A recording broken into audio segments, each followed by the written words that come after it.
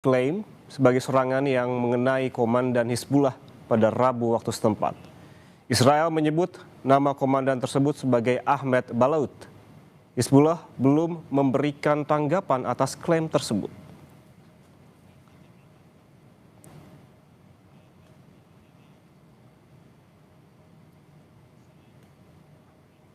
Sementara itu, Saudara, Perdana Menteri Israel Benjamin Netanyahu merespons tewasnya sosok yang diklaim sebagai komandan Hizbullah dalam serangan di pinggiran selatan Beirut.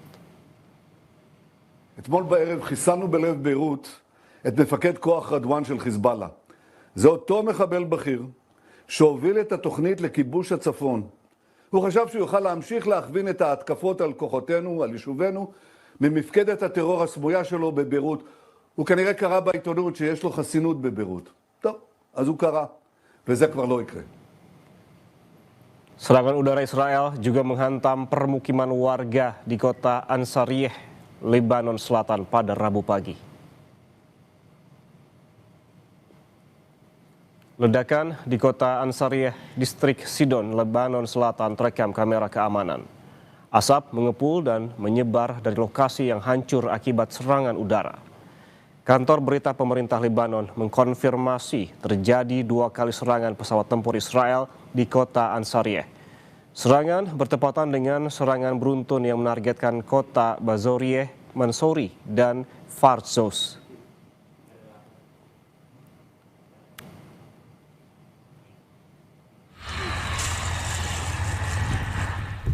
Israel mengklaim menghancurkan terowongan yang diklaim dipakai Hizbullah di Lebanon Selatan. Terowongan dihancurkan Israel dengan tank militer. Sebuah rekaman yang dirilis militer Israel menunjukkan pasukan militer Israel maju ke wilayah Lebanon. Tanggal dan lokasi pasti dari rekaman tidak dapat diverifikasi secara independen.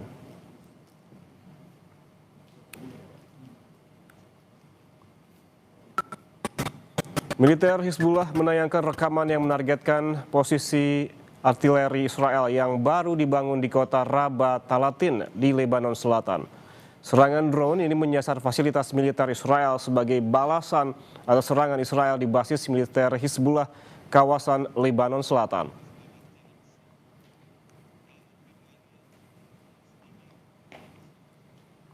Di sisi lain, Saudara, ada Iran yang merilis rekaman yang diklaim menunjukkan evakuasi sebuah drone yang ditembak jatuh di kawasan Selat Hormuz. Militer Iran menembak drone pengintas di Kepulauan Hormuz dan Qasem pada Rabu malam. Ledakan terdengar setelah drone mata-mata musuh jatuh di perairan Teluk Persia.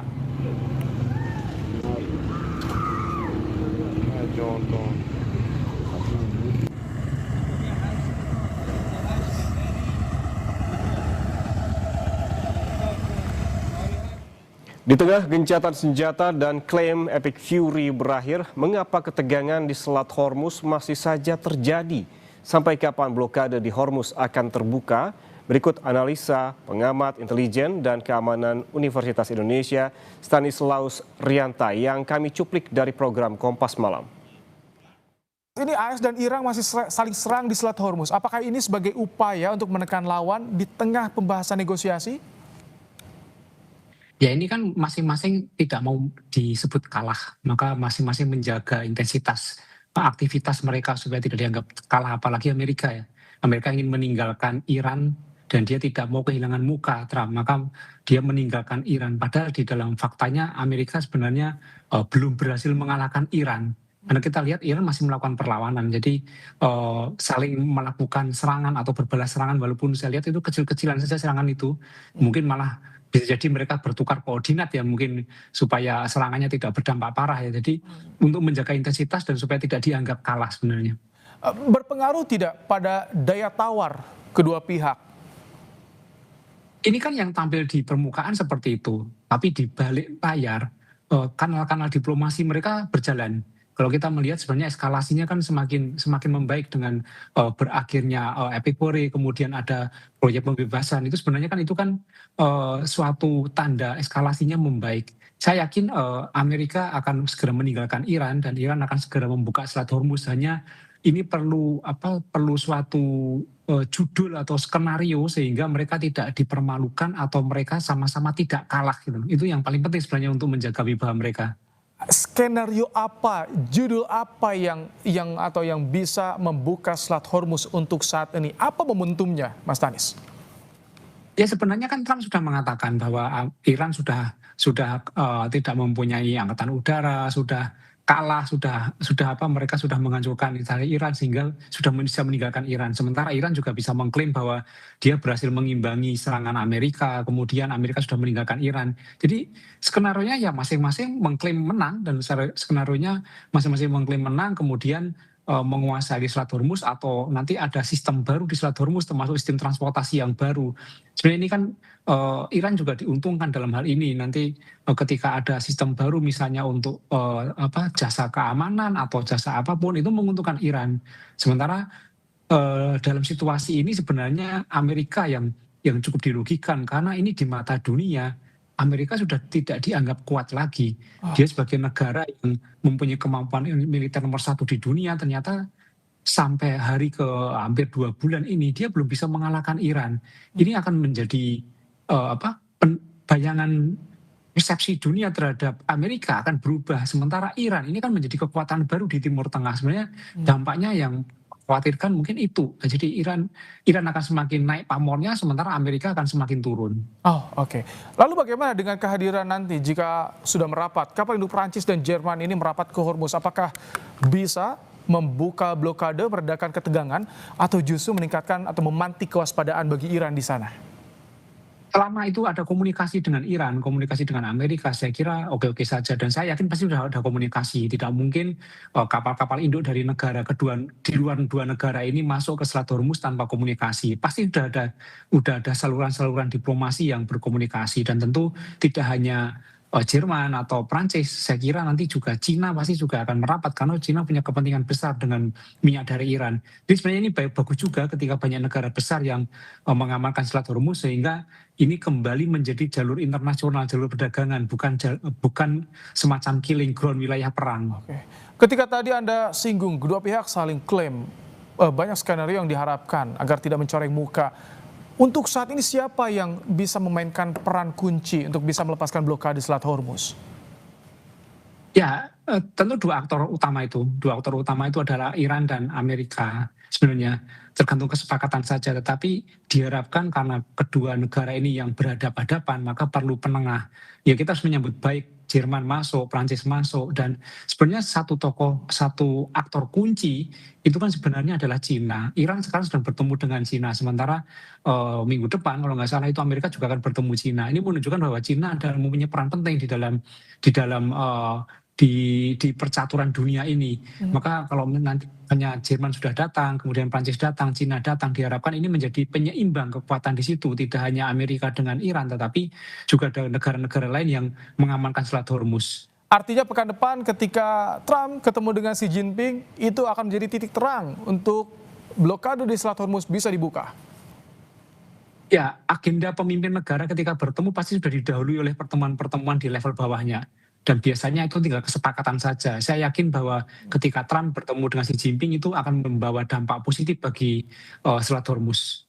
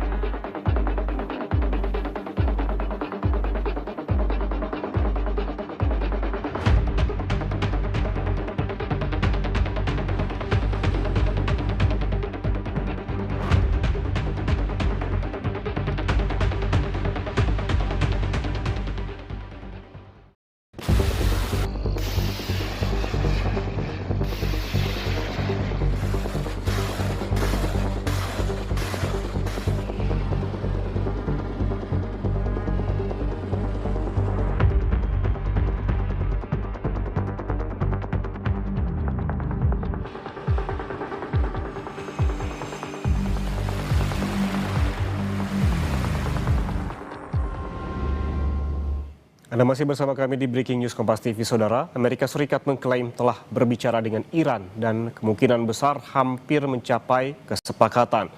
Keyakinan itu ditambah dengan pernyataan Trump yang telah melemahkan militer Iran dengan menghancurkan semua sistem persenjataannya.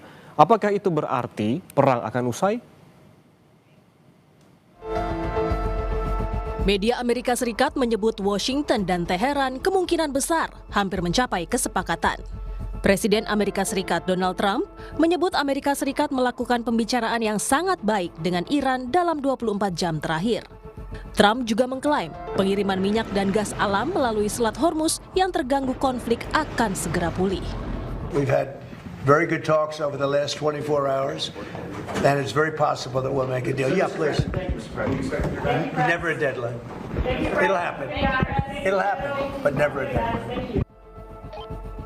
Sementara itu, Teheran masih meninjau proposal yang dikirim Amerika Serikat untuk mengakhiri perang. Ada 14 poin dalam proposal, di antaranya penghentian pengayaan nuklir Iran, pencabutan sanksi dan pemulihan transit bebas melalui Selat Hormuz. Juru bicara Kementerian Luar Negeri Iran, Ismail Bagei, dikutip dari kantor berita ISNA bilang, usulan Amerika Serikat masih ditinjau. Selanjutnya, Iran akan memberi pendapat kepada pihak Pakistan sebagai mediator. Apakah ini sinyal perdamaian antara Amerika Serikat dan Iran menguat? Akankah kesepakatan Washington dan Teheran akan tercapai? Atau malah sebaliknya, perang kedua negara semakin sengit di Selat Hormuz?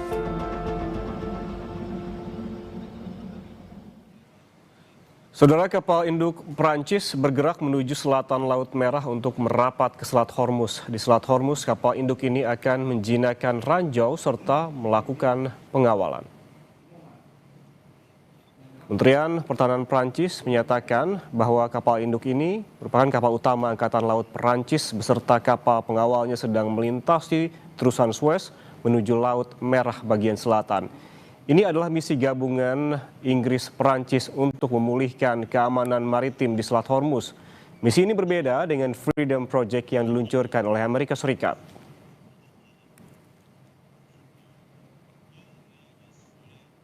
Jerman mengirimkan kapal penyapu ranjau dari angkatan lautnya ke Mediterania untuk bersiap kemungkinan upaya pembersihan ranjau di Selat Hormuz pasca perang.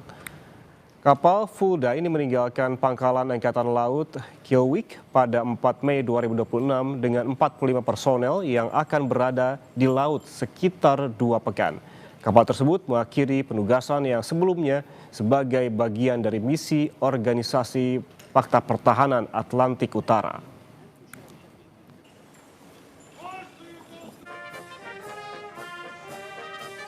Sementara itu, Saudara, Amerika Serikat mengklaim telah berbicara dengan Iran dan kemungkinan besar hampir mencapai kesepakatan. Guru Besar Ilmu Politik dan Keamanan Universitas Padjadjaran Muradi bilang butuh waktu panjang untuk tahapan perdamaian Amerika-Iran mulai dari titik temu poin kesepakatan hingga implementasinya.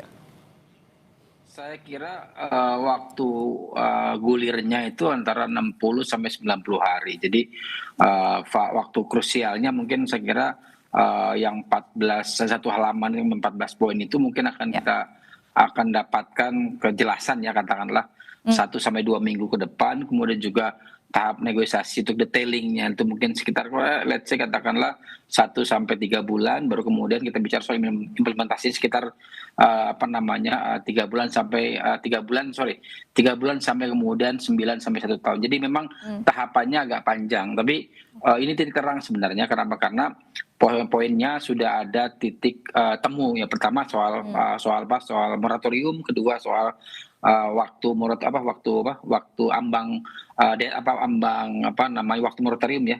Yang kedua itu soal bagaimana kemudian mereka ada pelepasan aset ataupun tidak dibukukan lagi aset yang dimiliki oleh Iran. Yang ketiga misalnya Selat Hormuz kemudian bebas dari blokade. Dan saya kira ini nilai bagus ya. Apakah kemudian nanti misalnya kita capai dalam urut waktu antara 1 bulan sampai mungkin 6 bulan sampai 9 bulan ke depan, atau itu lebih cepat. Nah, tinggal kemudian bagaimana Iran dan juga terutama misalnya begini, saya khawatir sebenarnya kalau di sisi Iran saya kira tidak terlalu irit bicara, jadi dia tidak terlalu banyak bicara fail ya. Tapi kalau di beberapa kali misalnya yang dilakukan oleh Trump misalnya berkali-kali kemudian bikin statement yang membuat situasinya tidak terlalu nyaman. Ini saya kira dalam hitungan 1-2 minggu depan akan baik misalnya katakanlah advisor dari Trump untuk tidak banyak bicara, terutama untuk misalnya menyangkut soal beberapa capaian yang memang menjadi klaim yang berkali-kali itu mencederai ya perasaan pemerintah Iran begitu, Mbak. Baik, menarik tadi poin terkait dengan moratorium ini, Prof. Kita kan tahu ini sudah sejak Februari gitu, akhir Februari perang ini berlangsung dan juga salah satu poin yang alot dibahas ini soal moratorium. Apa sih yang membuat Prof merasa saat ini Iran akan setuju dengan poin tersebut? Ada 3 titik rapuh ya, saya titik rapuh ini titik situasi yang sebenarnya membuat Iran juga pikir 2 kali. Pertama, 3 bulan perang ini juga menghancurkan infrastruktur militer mereka. Yang kedua, ini kan pemerintah baru, konsolidasinya butuh cepat. Yang ketiga, ini juga bicara soal kalau kemudian berlarut, Iran juga secara prinsipil akan punya handicap yang kurang lebih mirip dengan yang dialami oleh Trump, artinya domestik yang tidak puas dengan proses yang berlarut. Jadi 3 ini saya kira menjadi titik krusial. Apakah kemudian Iran menerima dengan berbagai negosiasi, berbagai syarat, atau malah kemudian menolak. Tapi saya meyakini betul bahwa ketika kemudian Trump-nya atau Amerika Serikat mengurangi saya nyebutnya mengurangi desakan yang sifatnya ketat begitu, saya kira mereka akan akan juga menerima. Karena secara prinsipil kalau ini panjang, betapapun misalnya Iran punya perlawanan begitu, tapi itu akan menjadi titik hancur yang saya kira akan lebih besar ketika kalau kemudian itu tidak segera kemudian disepakati bersama dengan US dan Iran sendiri gitu, Mbak. Yang harus kita ingat juga kan perang ini tidak hanya Amerika Serikat gitu, Prof, ya, tapi juga ada Israel di sana seperti itu. Nah, Anda melihat apakah Israel juga akan ikut saja dengan apa yang Amerika Serikat akan putuskan nantinya atau seperti apa? Ini juga yang saya kira agak khawatir juga, kenapa? Karena ada serangan unilateral ya, serangan yang sifatnya tidak terkoordinasi dengan US. Tapi saya sih masih meyakini betul bahwa peperangan antara Israel tanda kutip dengan proksinya Iran itu hanya akan terjadi di Lebanon ya. Jadi dia tidak akan mengarah kepada Selat Hormuz maupun masuk ke wilayah Iran. Jadi kalaupun itu terjadi sifatnya lokalisir di wilayah Lebanon Selatan dan Israel Utara. Jadi di level itu yang saya kira penting buat kita. Tapi kalau kemudian mereka melakukan misalnya katakanlah serangan kembali ke wilayah Iran, saya kira itu akan membuat semua orang marah. Tadi yang disebutkan misalnya Inggris, Prancis, Jerman sudah mengirimkan kapal penyapu ranjau. Saya kira itu indikasi baik sebenarnya, karena sebenarnya mereka kalau tidak yakin betul kan nggak mungkin mereka melakukan upaya memasuki wilayah yang sifatnya sebenarnya masih dalam kondisi perang gitu. Kita tahu Donald Trump sejak awal perang ini sudah mengklaim Amerika Serikat sudah menang seperti itu. Apakah Anda melihat ini untuk terakhir kalinya Trump akan mengklaim sekali lagi dan menyudahi perang yang sangat mahal ini? Iya, dia sedang berselancar ya. Ya dalam aturan undang-undang tahun 73 itu kan pengiriman pasukan itu harus izin Kongres apalagi untuk perang selama 3 bulan. Dia punya waktu katakanlah mungkin misalnya sampai pertengahan bulan ini untuk memastikan bahwa tidak ada dia harus menyelesaikan klaim perang tersebut sebagai bagian dari apakah menang atau berunding. Nah ini kan memang sampai hari ini yang dia kampanyekan adalah menang. Nah kalau itu dimunculkan terus, saya kira akan jadi titik rapuh dari proses negosiasi. Karena selain tadi soal Israel yang masih menunggu harap cemas untuk kemudian melihat poin-poin dari 15 menjadi 14 dan seterusnya, juga kemudian konsistensi Trump itu sendiri.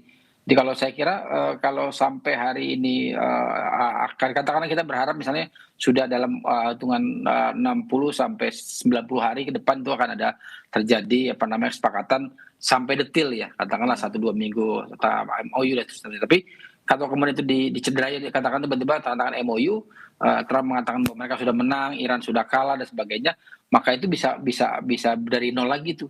Nah ini yang saya kira titik rapuh yang saya kira penting buat Amerika sendiri, karena begini, Trump juga kalau kita membaca 2-3 hari ke belakang ini kan sudah didesak oleh Partai Republik untuk kemudian cepat-cepat menyudahi problem ini. Kenapa? Karena ada either dia ngeklaim menang atau either kemudian dia menarik pasukan. Karena kalau dua-duanya itu dilakukan dalam posisi yang tidak sama, maka yang rugi adalah Partai Republik untuk pemilu setelah di November nanti. Dari situ saya kira berat buat Partai Republik dan juga Trump untuk kemudian bisa minimalnya di 2027 mereka melakukan manuver yang jauh lebih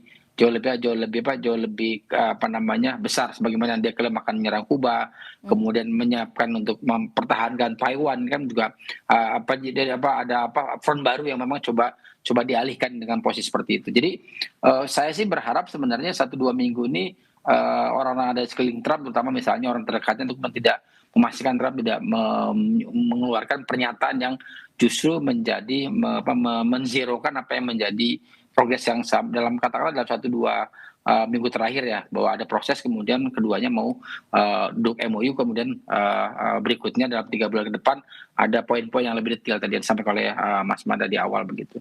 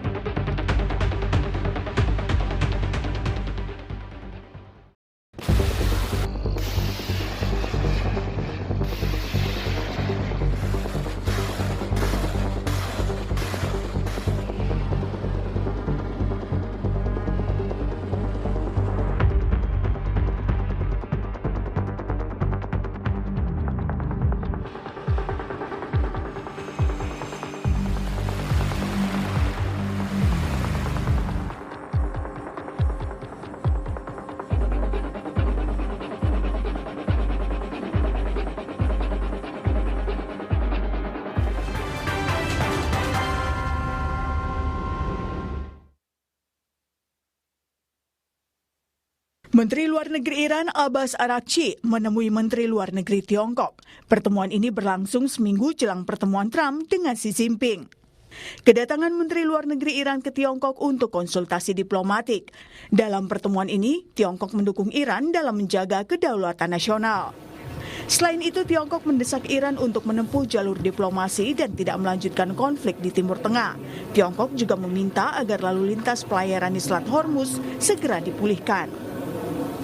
赞赏一方愿通过外交途径寻求政治解决。关于海峡问题，国际社会对恢复海峡的正常安全通行有共同关切，中方希望当事方尽快回应国际社会的强烈呼声。 Sementara itu, Menteri Luar Negeri Iran Abbas Araghchi mengatakan negaranya telah mencapai kedudukan internasional yang lebih tinggi setelah perang.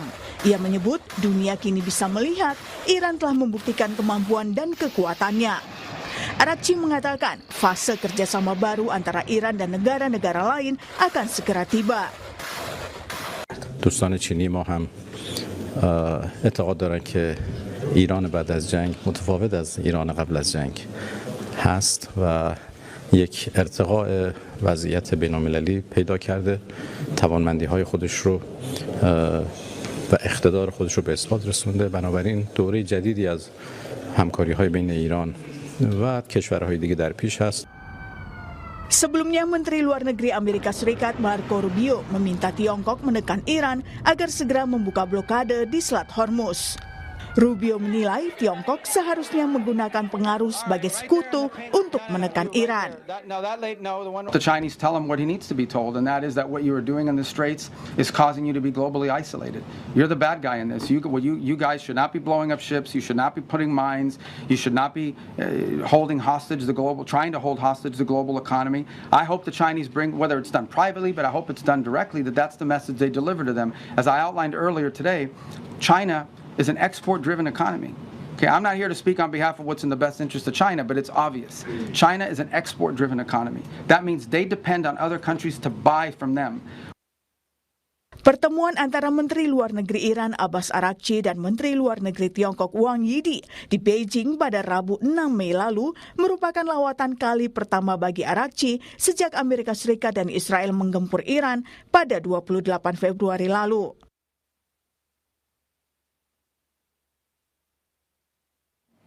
Ya, Saudara, Menteri Luar Negeri Iran Abbas Araghchi ini menemui Menteri Luar Negeri Tiongkok. Kedatangan Menteri Luar Negeri Iran ke Tiongkok untuk konsultasi diplomatik.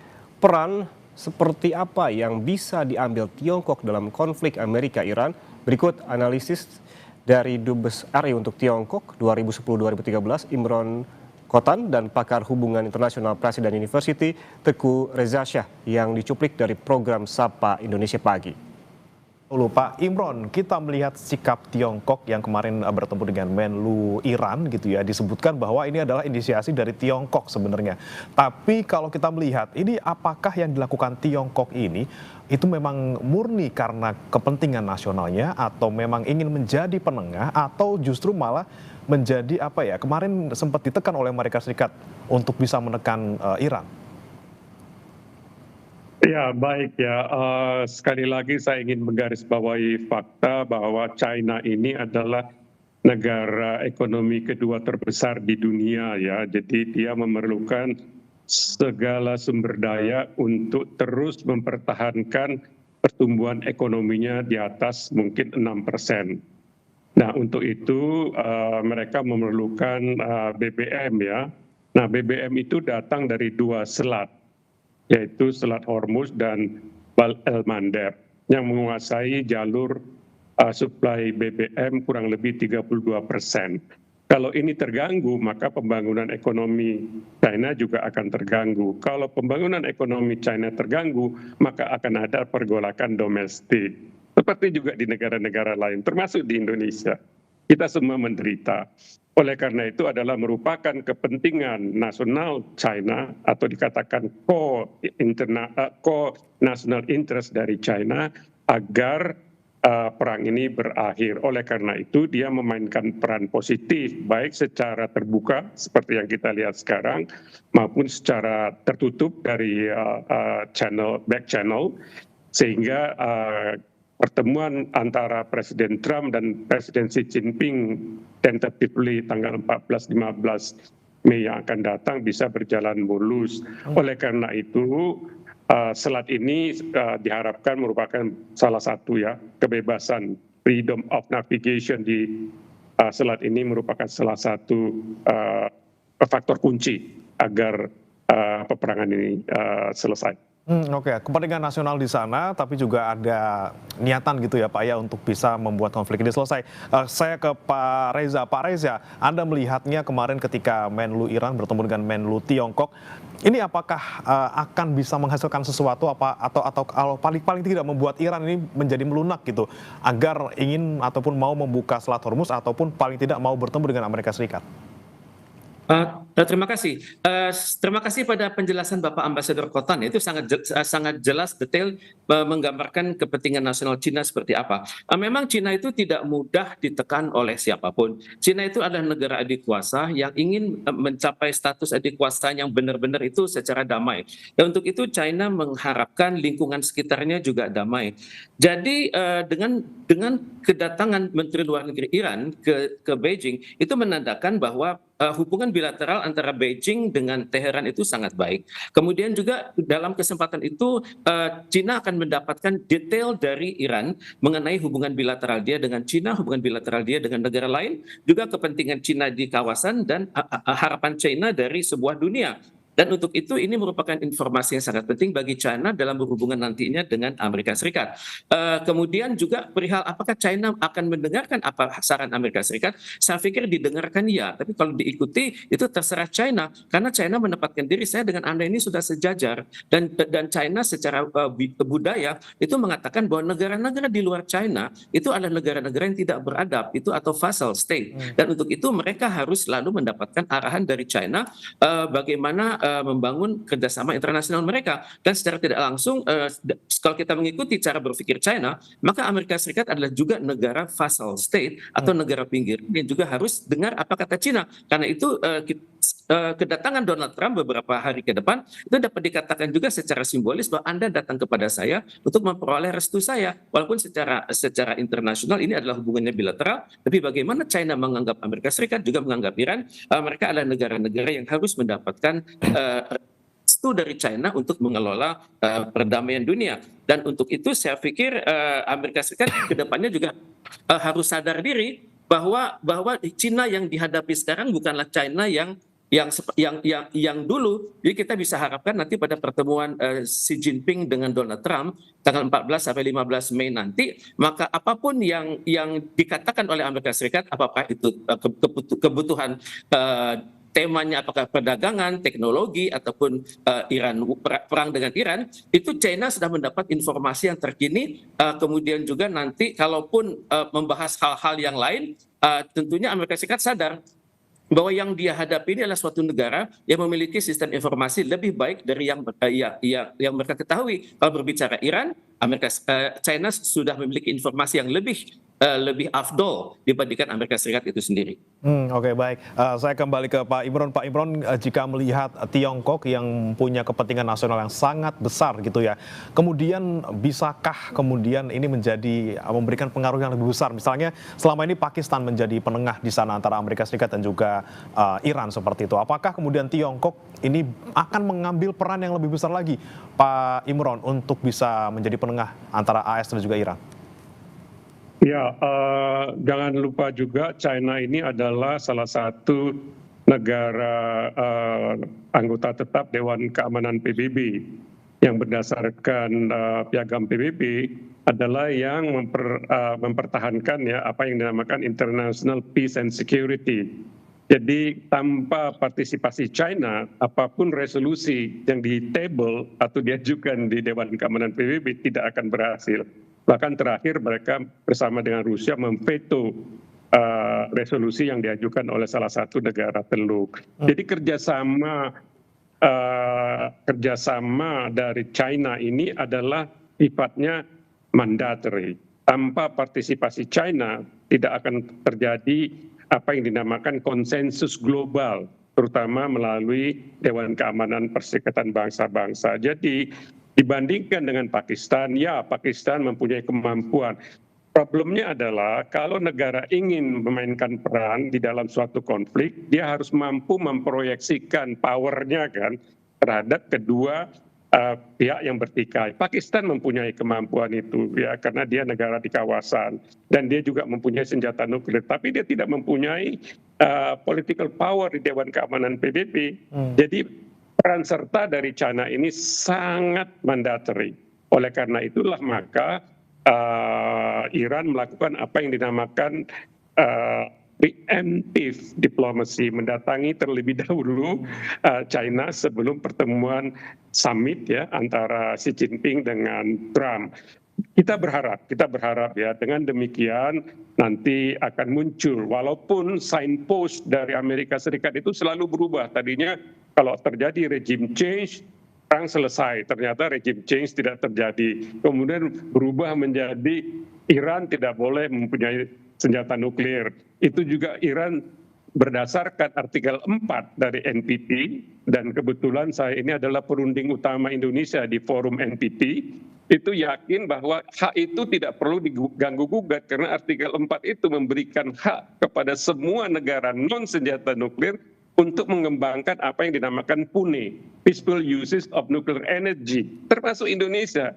Jadi polisinya sebenarnya bukan Amerika atau Israel, apalagi Israel bukan anggota NPT. Polisi yang bisa memeriksa itu adalah berdasarkan artikel 3 dari NPT adalah International Atomic Energy Agency, bukan Amerika Serikat, bukan Israel juga, bukan siapapun, tapi IAEA. Nah, sejauh ini IAEA tidak mendeteksi Iran itu sudah mengembangkan atau sudah memiliki senjata nuklir. Jadi kita harus kembalikan kepada aturan permainan, dan disinilah saya berharap pemerintah Indonesia berperan.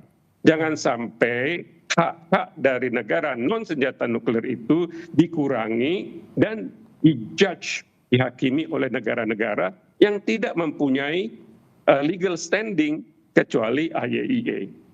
Oke, polisi nuklirnya sudah ada gitu ya, jadi aturan tidak bisa diberlakukan oleh Amerika Serikat maupun Israel untuk soal pengayaan uranium di Iran. Kemudian saya ke Pak Teguh. Pak Teguh, ini kan yang minta adalah Tiongkok gitu ya sebagai mitra strategis lama dari Iran. Apakah kemudian dengan Tiongkok yang meminta ataupun mendesak agar Selat Hormuz dibuka, ini apakah dengan demikian Iran mau dengan serta-merta membuka Selat Hormuz, atau butuh jaminan dulu dari Tiongkok bahwa mereka akan melindungi Iran nanti di Dewan Keamanan PBB jika ada resolusi-resolusi yang kemudian membuat Iran menjadi terpojok? Dalam hal ini sudah tepat sekali kunjungan Menteri Luar Negeri Iran ke Tiongkok ya, di mana Iran mendapat dukungan dari Tiongkok. Kedaulatan Iran diakui, tapi juga pada saat yang sama Tiongkok meminta agar Selat Hormuz itu dibuka. Memang kita harus akui, Iran juga mengerti bahwa Tiongkok itu memiliki ketergantungan energi yang sangat tinggi pada Selat Hormuz ya. Dia adalah importir minyak terbesar dunia dengan sekitar 20% konsumsi minyaknya melewati jalur ini. Tapi Iran juga hendaknya meminta ketegasan dari Tiongkok ya, agar komentar-komentar Tiongkok itu ke depannya tetap secara diplomatik, dan untuk itu Tiongkok itu agar juga mengerti bahwa Selat Hormuz ini adalah titik saraf yang sangat sentral bagi Iran. Dan untuk itu Iran juga mengerti bahwa Tiongkok juga sangat tergantung, di mana 20 juta barrel minyak mentah itu melintasi Hormuz setiap hari ya. Jadi dalam hal Tiongkok ini meminta Iran, tentunya Iran juga akan meminta agar Tiongkok itu tegas juga bahwa urusan-urusan mengenai Hormuz itu diselesaikan secara hukum internasional. Jadi disinilah harapan Iran bahwa harapan Iran adalah Tiongkok juga mendesak Amerika Serikat untuk menyelesaikan urusan-urusannya dengan Amerika Serikat itu secara diplomatik. Jadi janganlah sampai Amerika Serikat itu menekan Iran karena diperkirakan kalau tekanan itu terlalu besar, ini akan berdampak kepada 14 tuntutan Iran dalam berhubungan dengan Amerika Serikat ya. Kemudian Iran juga berharap agar Tiongkok juga ikut meredakan ketegangan di Timur Tengah dengan meyakinkan dunia bahwa biarlah prosedur ini diselesaikan secara damai, janganlah dunia ikut-ikut campur dengan urusan Amerika Serikat ini, karena berbeda pandangan. Tiongkok itu menghendaki penyelesaian secara diplomatik, tapi Amerika Serikat sangat mengharapkan penyelesaian secara koersif. Di dalam hal Tiongkok meminta Iran untuk berperilaku diplomatik, tentunya Iran juga pada saat dasar meminta Tiongkok untuk mengedepankan ketokohannya dalam berhubungan dengan Amerika Serikat dan juga mempertahankan ketokohannya di Dewan Keamanan PBB, karena memang hanya Tiongkok dan Rusia yang memiliki kemampuan menentukan agenda-agenda dari perdamaian dan keamanan dunia tersebut.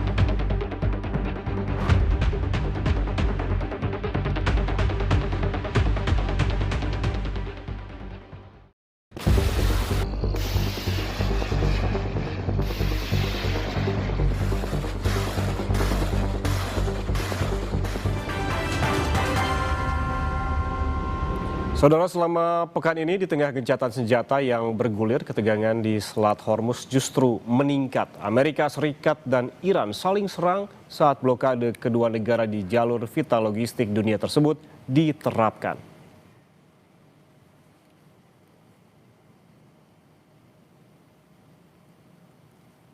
Pada Senin 4 Mei 2026, saudara, kapal perusak Amerika Serikat mendekati Selat Hormuz dalam rangka Freedom Project atau upaya Washington mengawal pembebasan kapal yang tertahan di Selat Hormuz. Namun, kehadiran kapal destroyer Amerika Serikat tersebut direspons Iran dengan tembakan peringatan. Iran berdalih Amerika Serikat mengabaikan peringatan blokade. Iran mengklaim berhasil menghalau Amerika Serikat, namun AS membantah kapal yang terkena tembakan Iran. Tak tinggal diam, dalam rangka menyukseskan Freedom Project-nya, Amerika Serikat menyerang dan menghancurkan 7 kapal cepat Iran. Kapal cepat Iran tersebut diklaim AS mengganggu pelayaran komersial di Selat Hormuz. Centcom Amerika Serikat mengklaim helikopter tempur AS mampu menenggelamkan 6 kapal cepat Iran, namun Iran membantahnya. IRGC menegaskan tak ada satupun kapal cepat mereka yang terkena serangan.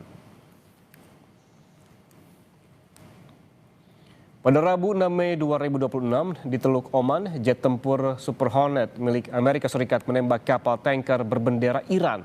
Setelah diidentifikasi, Pusat Komando Amerika Serikat CENTCOM menyebutkan kapal tersebut MT Hasna yang menuju pelabuhan Iran mencoba menerobos blokade.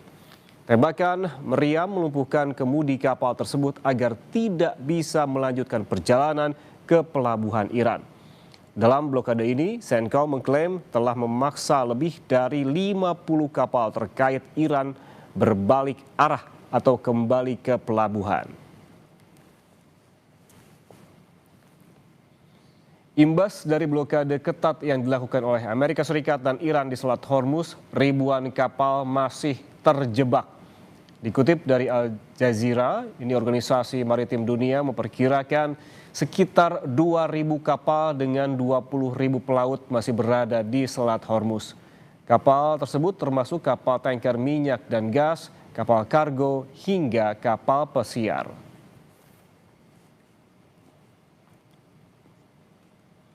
Sementara itu, Saudara, Presiden Amerika Serikat Donald Trump mengklaim Iran setuju untuk tidak memiliki senjata nuklir. Trump menyebutkan saat ini Amerika Serikat sedang melakukan ataupun bernegosiasi dengan para negosiator Iran. Trump mengklaim Iran telah setuju untuk tidak memiliki senjata nuklir. Iran cannot have a nuclear weapon because as tough as they are, we want to keep them alive. We want to keep all of you alive. Iran cannot have a nuclear weapon, and they won't. And they've agreed to that, among other things.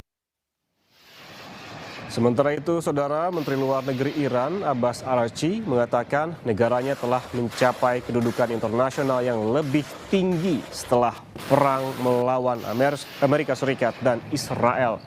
Ia menyebut dunia kini bisa melihat Iran telah membuktikan kemampuan dan kekuatannya. Araghchi mengatakan fase kerjasama baru antara Iran dan negara-negara lain akan segera tiba. اعتقاد دارن که ایران بعد از جنگ متفاوت از ایران قبل از جنگ هست و یک ارتقاء وضعیت بین‌المللی پیدا کرده، توانمندی‌های خودش رو و اقتدار خودش رو به اثبات رسونده. بنابراین دوره جدیدی از همکاری‌های بین ایران و کشورهای دیگه در پیش هست. Sementara itu, Saudara, Amerika Serikat lagi-lagi mengklaim telah berbicara dengan Iran dan kemungkinan besar hampir mencapai kesepakatan. Editor Desk Internasional Harian Kompas Chris Mada menilai motif ekonomi menjadi faktor utama Iran mau mengakhiri perang. Iran itu kan sejak lama dari proposal 15 poin lalu sekarang jadi 14 poin itu salah satu, dan juga dari zamannya di Cipoa itu selalu meminta pencabutan sanksi ekonomi secara menyeluruh, dan itu tidak dilakukan oleh Amerika Serikat, tidak dilakukan oleh sekutu-sekutunya karena sekarang saja kan sudah lebih kita 17.000 sekian per dolar itu sudah berat sekali. Iran kan sudah hampir 1,5 juta rial per $1. Bayangkan dengan $1 orang bisa dapat hampir 1,5 juta rial di Iran. Sangat lemah mata uangnya, dan ini yang kita harus ingat, pada Januari kemarin kan sampai terjadi kerusuhan dan Iran tidak mau ini terjadi lagi. Jadi kehidupannya sudah sulit sekali di Iran, sehingga mereka mau mencari cara bagaimana supaya bisa menjual minyaknya, bagaimana bisa mengembangkan perekonomiannya. Iran kan tidak bisa mengembangkan perekonomian secara luas, terdiversifikasi beragam seperti Indonesia, karena banyak sanksi di mana-mana. Mereka mungkin bisa membuat berbagai hal, tetapi tidak bisa menjualnya. Seperti halnya juga minyak, mereka punya banyak, tetapi kesulitan menjualnya. Sampai sebelum perang, mereka kan harus mendiskon harga minyaknya, seperti juga Rusia. Lalu selama perang, mereka sedikit menaikkan harga minyaknya, seperti juga Rusia yang sekarang menjual dengan harga pasar. Dan kalau ini terus bertahan kondisi ekonominya, begitu perang selesai, keadaan akan balik lagi, orang akan protes lagi kepada pemerintahan baru. Dan sekarang kan makanya selama perang ini Iran juga mengakselerasi eksekusi terhadap orang-orang yang dinyatakan melanggar keamanan, mengancam negara dan sebagainya. Hampir 30 orang dieksekusi dalam waktu 2 bulan terakhir saja, dari Maret sampai akhir April. Kalau Mas Kris bagaimana melihatnya? Kalau tadi Prof menyatakan bahwa kita 1-2 minggu ke depan masih harus melihat dengan sangat dekat seperti itu. Dan ini juga bukan pertemuan pertama antara Iran dan juga Amerika Serikat, sudah beberapa kali ini deadlock seperti itu. Apa yang harus kita pantau secara dekat dalam beberapa hari ke depan, Mas Kris? Yang pertama 13 April itu kan dimulai blokade dan kapasitas minyak Iran itu menurut informasi dari Kementerian Energi Iran itu sekitar hanya maksimum 45 hari. Ya. Kalau sampai 45 hari itu semuanya sudah penuh kapasitas penyimpanannya, berarti produksi harus dihentikan. Dan beberapa sumur itu menghentikannya tidak bisa sementara, harus permanen, karena untuk dihidupkan lagi itu terlalu mahal sumur-sumur itu. Menghilangkan sumur-sumur tua itu berarti kan menghilangkan sumber pendapatan Iran. Iran itu rata-rata sekarang memproduksi sekitar 4 juta barel setiap hari. 2 juta dipakai dalam negeri, sekitar 2 juta di ekspor. Dari 2 juta itu 98% dilewatkan Selat Hormuz. Nah, sejak 13 April Selat Hormuz di counter blokade oleh Amerika Serikat, sehingga Iran juga tidak bisa menjual. Ya. Kalau kapasitasnya 45 hari, berarti sekarang Iran hanya punya waktu tidak sampai seperti disampaikan oleh Prof. Muradi tadi, plus minus Iran cuma punya waktu sampai 3 minggu lagi. Itu kalau mereka punya 45 hari. Jadi tanggal 26 atau 27 Mei ini penyimpanan Iran sudah penuh. Itu berarti mereka harus menutup sumur-sumur mereka. Menutup sumur berarti tidak ada uang lagi, berarti tidak mendapatkan penghasilan lagi. Nah, ini akan berat bagi Iran. Mereka punya alternatif untuk menyimpannya di tanker, tetapi tanker-tankernya juga sudah penuh, gitu kan? Karena selama ini kan sebagian ditangkap, sebagian lagi sudah di Selat Hormuz dan tidak bisa keluar itu. Itu persoalan lain. Nah, Iran itu kan sekitar 70% dari impornya didatangkan di sekitar Selat Hormuz juga, dan dengan counter blokade berarti 70% itu kan juga tidak bisa lewat dan berarti banyak kebutuhan Iran yang tidak bisa masuk, obat-obatan, makanan, ponsel dan sebagainya tidak bisa masuk ke Iran 70%, dan ini mengakibatkan keresahan di warganya. Kelas menengah Iran itu kan semakin susut ya. Dalam 2 bulan perang saja sekitar 1 juta orang sudah jadi pengangguran. Banyak PNS Iran, tentara PNS terutama, yang tidak pernah dibayar penuh selama 2 bulan terakhir.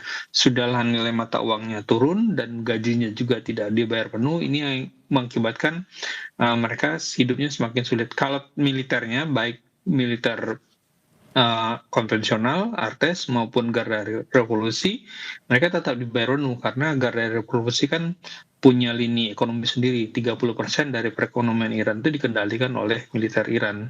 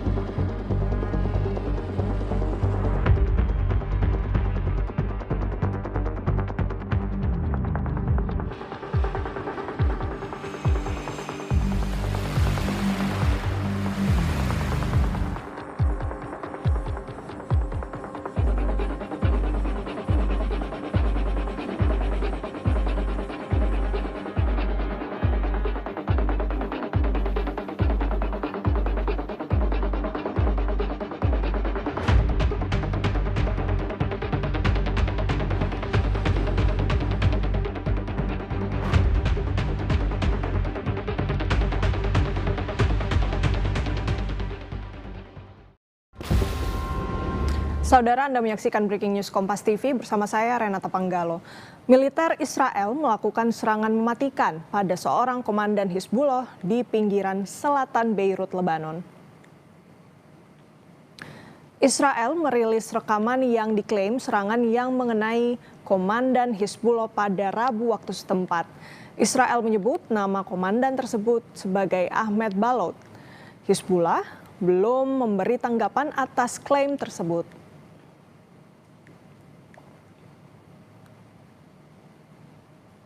Sementara itu, Perdana Menteri Israel Benjamin Netanyahu merespons tewasnya sosok yang diklaim komandan Hizbullah dalam serangan di pinggiran selatan Beirut. אתמול בערב חיסלנו בלב ביירות את מפקד כוח רדואן של חיזבאללה. זה אותו מחבל בכיר שהוביל את התוכנית לכיבוש הצפון. הוא חשב שהוא יוכל להמשיך להכווין את ההתקפות על כוחותינו, על יישובינו, ממפקדת הטרור הסמויה שלו בביירות. הוא כנראה קרא בעיתונות שיש לו חסינות בביירות. טוב, אז הוא קרא, וזה כבר לא יקרה. Serangan udara Israel menghantam permukiman warga di kota Ansariyeh, Lebanon Selatan pada Rabu pagi.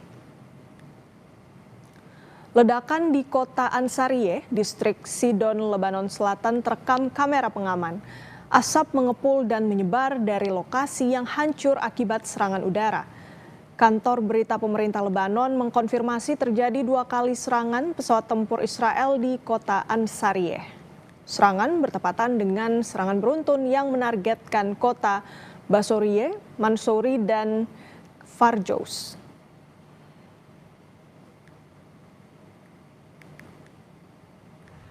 Israel mengklaim menghancurkan terowongan yang diklaim dipakai Hizbullah di Lebanon Selatan. Terowongan dihancurkan Israel dengan tank militer.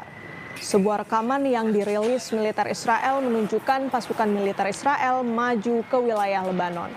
Tanggal dan lokasi pasti dari rekaman tidak dapat diverifikasi secara independen.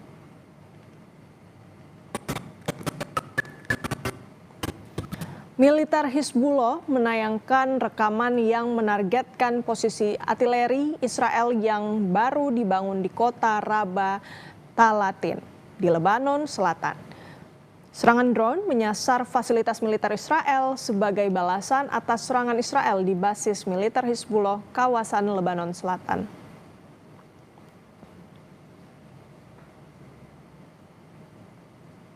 Sementara itu, Iran merilis rekaman yang diklaim menunjukkan evakuasi sebuah drone yang ditembak jatuh di kawasan Selat Hormuz.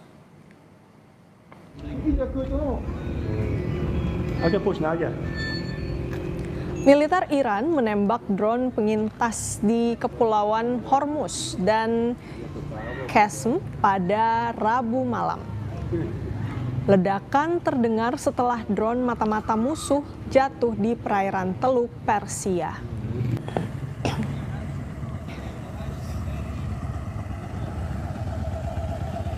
Saudara, di tengah gencatan senjata dan klaim Epic Fury berakhir, mengapa ketegangan di Selat Hormuz masih terjadi? Sampai kapan blokade di Hormuz akan terbuka? Berikut analisa pengamat intelijen dan keamanan UI Stanislaus Rianta yang kami cuplik dari program Kompas Malam. Ini AS dan Iran masih saling serang di Selat Hormuz. Apakah ini sebagai upaya untuk menekan lawan di tengah pembahasan negosiasi? Ya, ini kan masing-masing tidak mau disebut kalah, maka masing-masing menjaga intensitas aktivitas mereka supaya tidak dianggap kalah, apalagi Amerika ya. Amerika ingin meninggalkan Iran dan dia tidak mau kehilangan muka Trump, maka dia meninggalkan Iran. Padahal di dalam faktanya Amerika sebenarnya belum berhasil mengalahkan Iran. Karena kita lihat Iran masih melakukan perlawanan, jadi saling melakukan serangan atau berbalas serangan, walaupun saya lihat itu kecil-kecilan saja serangan itu, mungkin malah bisa jadi mereka bertukar koordinat ya mungkin supaya serangannya tidak berdampak parah ya. Jadi untuk menjaga intensitas dan supaya tidak dianggap kalah sebenarnya. Berpengaruh tidak pada daya tawar kedua pihak? Ini kan yang tampil di permukaan seperti itu, tapi di balik layar kanal-kanal diplomasi mereka berjalan. Kalau kita melihat sebenarnya eskalasinya kan semakin membaik dengan berakhirnya Epic Fury, kemudian ada proyek pembebasan, itu sebenarnya kan itu kan suatu tanda eskalasinya membaik. Saya yakin Amerika akan segera meninggalkan Iran dan Iran akan segera membuka Selat Hormuz, hanya ini perlu suatu judul atau skenario sehingga mereka tidak dipermalukan atau mereka sama-sama tidak kalah gitu. Itu yang paling penting sebenarnya untuk menjaga wibawa mereka. Skenario apa, judul apa yang bisa membuka Selat Hormuz untuk saat ini? Apa momentumnya, Mas Tanis? Ya sebenarnya kan Trump sudah mengatakan bahwa Iran sudah tidak mempunyai angkatan udara, sudah kalah, mereka sudah menghancurkan Iran sehingga sudah bisa meninggalkan Iran. Sementara Iran juga bisa mengklaim bahwa dia berhasil mengimbangi serangan Amerika, kemudian Amerika sudah meninggalkan Iran. Jadi skenarionya ya masing-masing mengklaim menang dan skenarionya masing-masing mengklaim menang, kemudian menguasai Selat Hormuz atau nanti ada sistem baru di Selat Hormuz termasuk sistem transportasi yang baru. Sebenarnya ini kan Iran juga diuntungkan dalam hal ini nanti ketika ada sistem baru misalnya untuk jasa keamanan atau jasa apapun itu menguntungkan Iran. Sementara dalam situasi ini sebenarnya Amerika yang cukup dirugikan karena ini di mata dunia Amerika sudah tidak dianggap kuat lagi. Dia sebagai negara yang mempunyai kemampuan militer nomor 1 di dunia, ternyata sampai hari ke hampir 2 bulan ini dia belum bisa mengalahkan Iran. Ini akan menjadi bayangan persepsi dunia terhadap Amerika akan berubah. Sementara Iran ini kan menjadi kekuatan baru di Timur Tengah. Sebenarnya dampaknya yang khawatirkan mungkin itu. Jadi Iran akan semakin naik pamornya, sementara Amerika akan semakin turun. Oke. Lalu bagaimana dengan kehadiran nanti jika sudah merapat? Kapal induk Prancis dan Jerman ini merapat ke Hormuz. Apakah bisa membuka blokade, meredakan ketegangan, atau justru meningkatkan atau memantik kewaspadaan bagi Iran di sana? Selama itu ada komunikasi dengan Iran, komunikasi dengan Amerika, saya kira oke-oke saja. Dan saya yakin pasti sudah ada komunikasi. Tidak mungkin kapal-kapal induk dari negara kedua, di luar dua negara ini masuk ke Selat Hormuz tanpa komunikasi. Pasti sudah ada saluran-saluran diplomasi yang berkomunikasi. Dan tentu tidak hanya Jerman atau Prancis, saya kira nanti juga Cina pasti juga akan merapat karena Cina punya kepentingan besar dengan minyak dari Iran. Jadi sebenarnya ini bagus juga ketika banyak negara besar yang mengamankan Selat Hormuz sehingga ini kembali menjadi jalur internasional, jalur perdagangan, bukan semacam killing ground wilayah perang. Ketika tadi Anda singgung kedua pihak saling klaim banyak skenario yang diharapkan agar tidak mencoreng muka. Untuk saat ini siapa yang bisa memainkan peran kunci untuk bisa melepaskan blokade Selat Hormuz? Ya, tentu dua aktor utama itu adalah Iran dan Amerika. Sebenarnya tergantung kesepakatan saja, tetapi diharapkan karena kedua negara ini yang berhadapan-hadapan, maka perlu penengah. Ya kita harus menyambut baik Jerman masuk, Prancis masuk, dan sebenarnya satu aktor kunci itu kan sebenarnya adalah Cina. Iran sekarang sedang bertemu dengan Cina, sementara minggu depan kalau nggak salah itu Amerika juga akan bertemu Cina. Ini menunjukkan bahwa Cina mempunyai peran penting di percaturan dunia ini.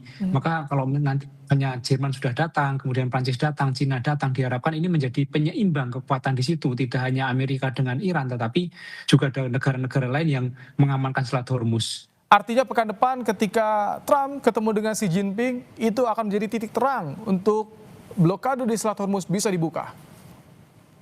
Ya, agenda pemimpin negara ketika bertemu pasti sudah didahului oleh pertemuan-pertemuan di level bawahnya.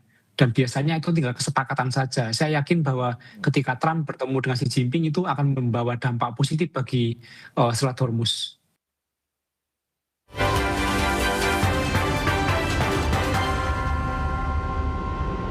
Jutaan umat muslim dari seluruh dunia berkumpul di Tanah Suci.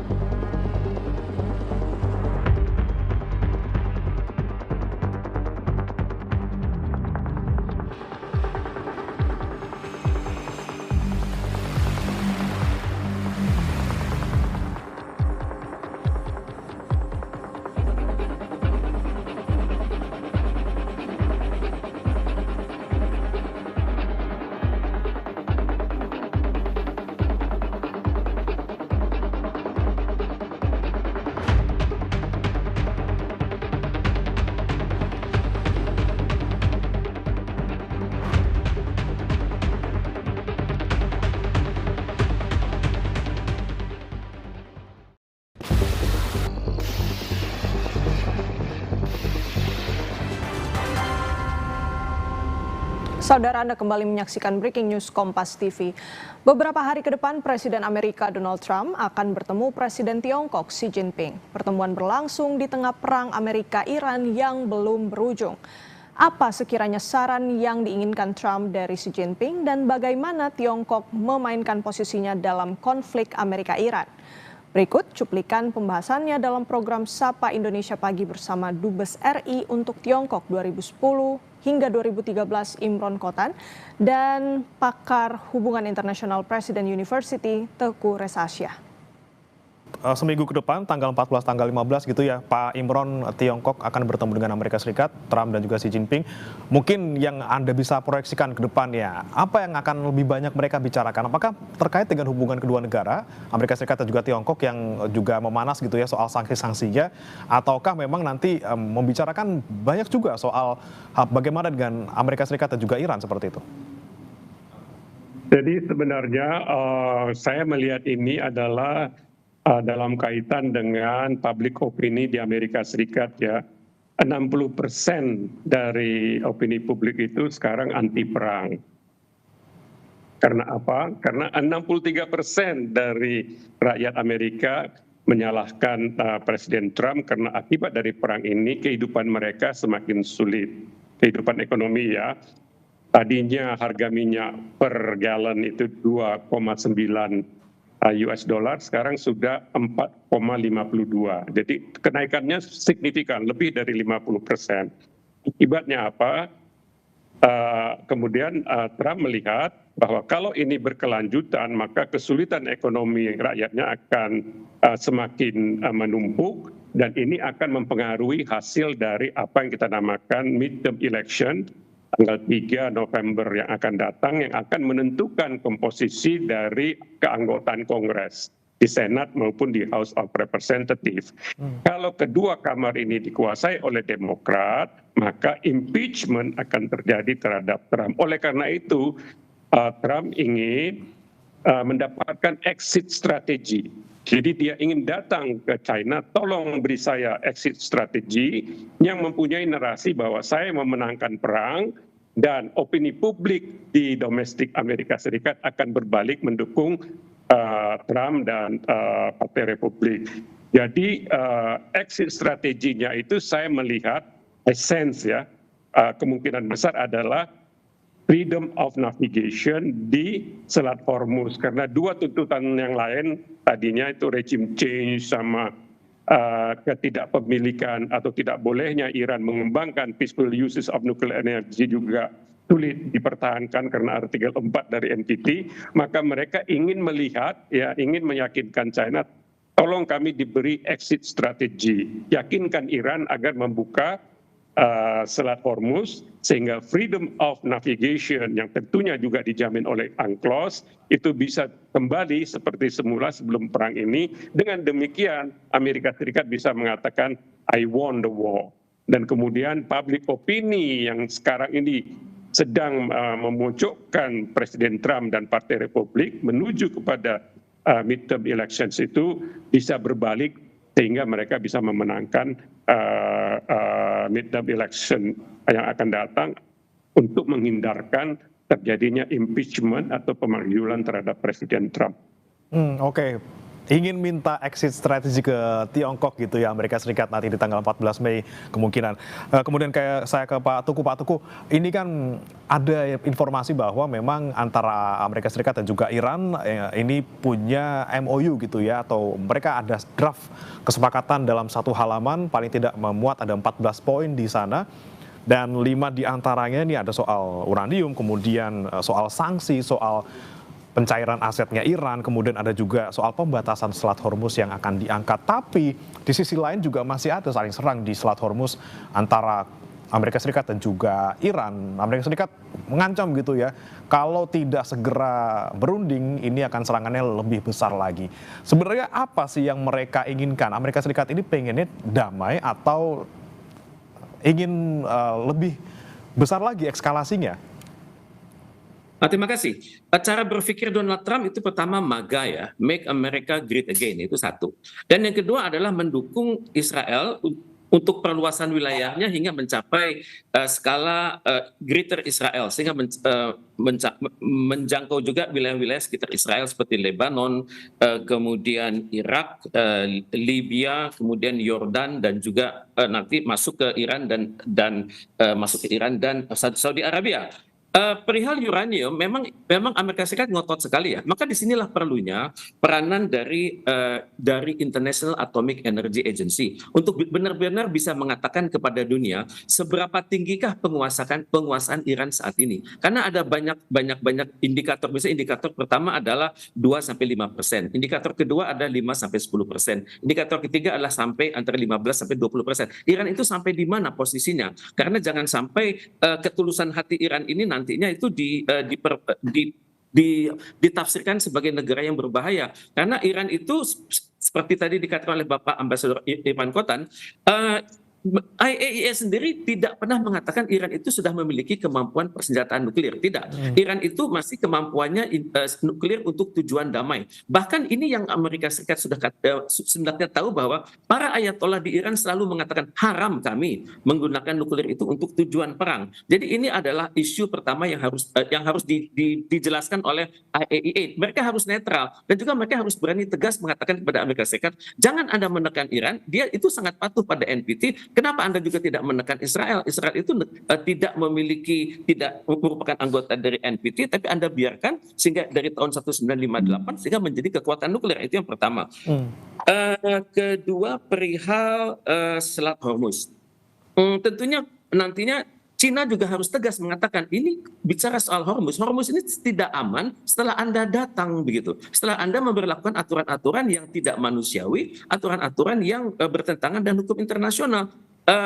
Misalnya kita perhatikan statement-statement Donald Trump juga mengkhawatirkan dunia. Donald Trump secara analogis mengatakan bahwa tanpa sadar Amerika Serikat sudah menjadikan dirinya sebagai bajak laut gitu. Dengan seenaknya saja menembak mesin-mesin kapal, kemudian menguasai kapal tersebut. Kemudian apakah selanjutnya kalau dialog ini tidak berjalan baik, maka dapat diperhatikan Iran itu tidak akan mendapatkan hasil yang dikatakan oleh Pakistan adalah sebenarnya sudah ada hasil antara 80% sampai 85%, dan untuk itu sisanya tinggal Hormuz dan nuklir. Kalau Amerika Serikat merasa terpojok, sekiranya Amerika Serikat merasa kunjungannya ke Beijing ini tidak berhasil, kemudian dia perhatikan Iran itu semakin ngotot dengan kemampuan nuklir balistiknya, maka dapat diperkirakan Amerika Serikat akan melakukan destabilisasi atas Iran. Misalnya ada kesepakatan awal perihal pengembalian aset-aset Iran mungkin akan dicoret. Kemudian yang kedua adalah tentang dampak ekonomi dari sanksi Amerika Serikat dari tahun 79 lalu yang tampaknya akan dibayar pelan-pelan, itu juga akan dicoret, dan tidak mustahil Amerika Serikat akan melakukan aksi-aksi lanjutan, misalnya dengan melakukan pemboman atas instalasi laut dan udara dari Iran, atau melakukan destabilisasi atas perbatasan Iran yang sangat panjang tersebut. Tentunya dikhawatirkan kalau Iran sampai terpancing di mana dia merasa kedaulatannya terganggu di perbatasan dan ada potensi dia menggunakan kekuatan secara berlebihan, ini yang ditunggu oleh Amerika Serikat. Selanjutnya Amerika Serikat akan melakukan suatu kebijakan yang mengarah kepada responsibility to protect, sehingga PBB nanti akan ikut campur dan mengizinkan negara-negara Uni Eropa yang sudah dibujuk oleh Amerika Serikat untuk menguasai wilayah perbatasan Iran. Dan kalau sudah terjadi, ini adalah destabilisasi Iran yang lebih lanjut, di mana saat ini mata uang Iran sudah rontok, kemudian juga ekspor dari Hormuz itu sudah sangat berkurang. Jadi saya perhatikan ini adalah langkah-langkah strategis yang Amerika Serikat dapat lakukan dalam beberapa hari mendatang. Kalau dia merasa kunjungan dia ke Beijing itu gagal, kemudian juga dia merasa impeachment itu semakin dekat di Amerika Serikat, dan dia juga merasa keamanan dia semakin terganggu oleh perilaku Iran yang semakin ngotot. Kita perhatikan barusan Menteri Luar Negeri Iran dan Menteri Pertahanan Iran sangat yakin sekali dengan kapabilitas pertahanan yang mereka miliki saat ini. Kalau pandangan Anda Pak Imron, apakah kemudian nanti pertemuan di tanggal 14-15 Mei ini juga menjadi kunci gitu ya, penentu antara Amerika Serikat akan berunding dengan Iran, atau justru tadi Amerika Serikat akan meningkatkan eskalasinya? Saya kira kemungkinan Amerika untuk melakukan eskalasi semakin mengecil ya, karena War Powers Act-nya itu membatasi 60 hari plus 30 hari. Dan mereka sudah mengatakan tidak ada lagi military offensive yang diumumkan 2 hari yang lalu oleh Rubio ya, Menlu Rubio. Jadi eskalasi saya kecil. Ini masalahnya adalah kembali mencari exit strategi bagi Amerika Serikat. Kita sudah jelaskan tadi. Nah sekarang Iran juga mencari exit strategi untuk memutus pertempuran namanya. Istilahnya di militer itu tuspur, memutus pertempuran. Jadi dia juga memerlukan exit strategi. Exit strateginya adalah sanksi-sanksi yang dikenakan terhadap Iran selama ini dicabut. Nah ini bukan mungkin ya, prediksi saya Iran itu akan meminta pemerintah China untuk mentable, untuk mengajukan draft resolusi di Dewan Keamanan PBB, mencabut sanksi-sanksi yang diterapkan terhadap Iran selama ini, karena ini diajukan oleh salah satu anggota tetap Dewan Keamanan PBB, kredibilitasnya sangat tinggi. Apalagi di backdoor, back channel sudah ada kesepakatan antara mereka. Saya beri Anda exit strategi Amerika Serikat, saya beri Anda exit strategi Iran. Mari kembali kita ke kilometer kosong begitu, kurang lebih begitu. Sorotan berikut, saudara, kapal induk Prancis Charles de Gaulle bergerak menuju selatan Laut Merah untuk merapat ke Selat Hormuz. Di Selat Hormuz, kapal induk ini akan menjinakkan ranjau serta melakukan pengawalan.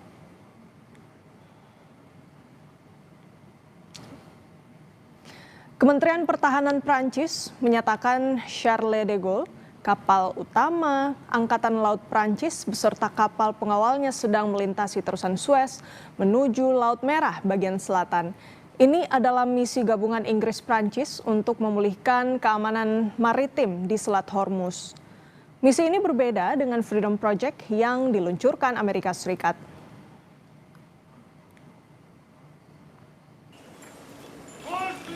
Jerman mengirimkan kapal penyapu ranjau dari Angkatan Lautnya ke Mediterania untuk bersiap kemungkinan upaya pembersihan ranjau di Selat Hormuz pasca perang.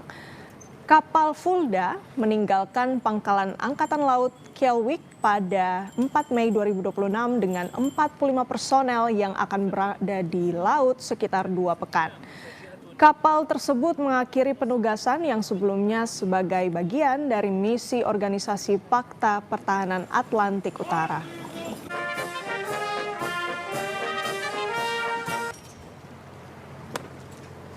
Saudara, Amerika Serikat mengklaim telah berbicara dengan Iran dan kemungkinan besar hampir mencapai kesepakatan. Keyakinan itu ditambah dengan pernyataan Trump yang telah melemahkan militer Iran dengan menghancurkan semua sistem persenjataannya. Apakah itu berarti perang akan usai?